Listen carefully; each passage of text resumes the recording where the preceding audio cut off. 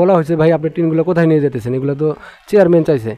তখন ও বলতেছে এগুলো রাজকীয় খাতায় জমা হইতেছে, মানে তার বাড়িতে রাজকীয় খাতা, এই জন্য ওইখানে জমা হইতেছে। কোন চেয়ারম্যান নামটা বলেন? মতি চেয়ারম্যান, হ্যাঁ উনি মতিয়ার রহমান। উনি টিনটা বলছে বাধ্যতামূলক 10 টাকা টিন দিতে হবে তোমাদের, না দিলে তোমরা ঘর পাবা না। আর এখানে আমার পাশে যিনি বসে আছেন রেজাউল ভাই এবং অপর প্রান্তে আব্দুল হালিম।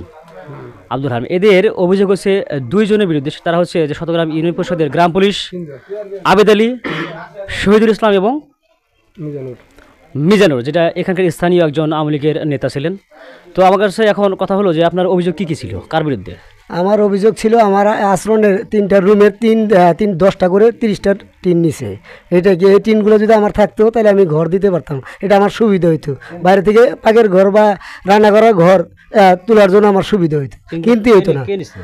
টিনগুলো নিছে মিজানুর বা আবার চকিদার, শহীদুল চকিদার, আবেদ চকিদার, এরা সাথে টিনগুলো নিছে। ওরা যে বললেন যে আমরা টিনগুলো যে নিছি চেয়ারম্যানের মাধ্যমে নিছে, চেয়ারম্যান নিছে, চেয়ারম্যানের নেতৃত্বে নেওয়া হয়েছে। কিন্তু এগুলো কি ওরা বাড়িতে নিয়ে গেছে নাকি তো চেয়ারম্যান দিছে? না, আমি অতটুকু খেয়াল করি, মনে হয় বাড়িতে নিয়ে গেছে। তাছাড়া আমার এখানে নিয়ে খামার দিছে, আরও সবার কাছ থেকে নিচে নিয়ে খামার নিয়ে দিছে, আমি কিন্তু দেখি নাই, দেখেন নাই। না, টিন নিচে আমার কাছ থেকে নিচে, আরও 10 জনের কাছ থেকে নিচে টিন।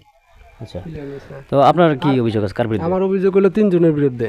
যেটা হলো মিজানুর ভাই, ওনার বাড়িতে টিন নিয়ে গেছে। এখান থেকে যদি ওনাকে বলা হয়েছে ভাই আপনি টিনগুলো কোথায় নিয়ে যেতেছেন, এগুলো তো চেয়ারম্যান চাইছে। তখন ও বলতেছে এগুলো রাজকীয় খাতায় জমা হইতেছে, মানে তার বাড়িতে রাজকীয় খাতা, এই জন্য ওইখানে জমা হইতেছে। কোন চেয়ারম্যান নামটা বলেন? মতি চেয়ারম্যান, হ্যাঁ উনি মতিয়ার রহমান। উনি টিনটা বলছে বাধ্যতামূলক 10 টাকা টিন দিতে হবে তোমাদের, না দিলে তোমরা ঘর পাবা না। আচ্ছা, তারপরে আপনার এই টিনগুলো পরে মিজানুর ওর বাড়িতে কিছু নিয়ে গেছে, চেয়ারম্যানের ওইখানে পাঠাইছে। তারপর শহীদুল চেয়ারম্যান ভালো ভালো বাসে 20টা টিন নিছে, গ্রাম পুলিশ। তারপর ওর সাথে আবেদ নিছে 16টা টিন। ও ভালোগুলো বাসে বাসে, যেগুলো চালের টিন, একটা টিন 9 কেজি করে ওজন। শহীদুল কটা নিছে? 20টা। চেয়ারম্যানের কাছে জমা হয় নাই, ওরা এক্সট্রা ভাবে এখান থেকে ব্যক্তিগতভাবে নিয়ে গেছে।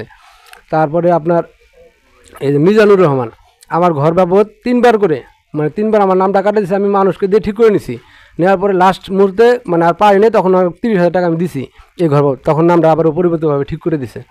সে টাকা চাইলে এখন হুমকি দেয় আবুল দাবি, হে আবুল দাবুল পেছাল টেছাল পারে। তো আপনার ঠিক কি শুধু শহীদুল আসলো, মিজানুর আসলো, আর হলো আপনার কাশেম কাজ ছিল। ওনার মাধ্যমে আমি 11টা টিন টোটাল দিছি। মানুষের কাছে অনেক বেশি চাপ দিয়ে নিছে, কিন্তু আমি বলছি আমি এই 11টা টিন উপর দিতে পারবো না। 2 রুমের আমার বাড়ির রান্নাঘর দিতে হবে, এই সব দেওয়ার পরে 11টা টিন ওরা বাসা ছিল, এই 11টা টিন নিছে ওরা। আর পিলার নিছে আমার 12টা পিলার নিছে, একটা পিলার প্রায় 10 কেজি করে ওজন। আচ্ছা দর্শক, আমরা আরও একজন ভুক্তভোগী নারীকে পেয়েছি, ওনারও এই সম্পর্কে অভিযোগ রয়েছে। আমরা তার মুখ থেকে তো শোনার চেষ্টা করি। যে বলেন আপনার কি অভিযোগ আছে? আমার আন্দোলন করে পুরা টিন আছে 6-7টা, ওডিও খুলে নিয়ে গেছে গা, আমি আনতেই পারি না। ওই টিনগুলো খুলে নিয়ে গেছে গা, রান্নাঘরের। আর আপনার যে মূল ঘর ছিল যে ভাঙছে, ওটা নিয়ে জানি? ওডিও নিয়ে গেছে, সব নিয়ে গেছে। সব নিয়ে গেছে। ঘর যখন ভাঙা হলো আপনারা কীভাবে থাকতেন, কীভাবে? আমরা পরে কয়টা টিন নিয়ে ছাপড়া টাপড়া দিয়ে আসছি। আচ্ছা আচ্ছা, তো ওই যে টিন যারা নিয়ে গেলে এদের নামগুলো কী কী ছিল, কারা তারা? ও শহীদুল চকিদার ছিল, আবেদ চকিদার ছিল, ওইডি নিয়ে গেছে, তারাই আসছিল। আর এলাকার কেউ ছিল? এলাকার আর কেউ ছিল না, শুধু ওরা নিয়ে গেছে। ওরাই নিয়ে গেছে, আঙ্গ যেটি নিয়ে গেছে ওরাই নিয়ে গেছে।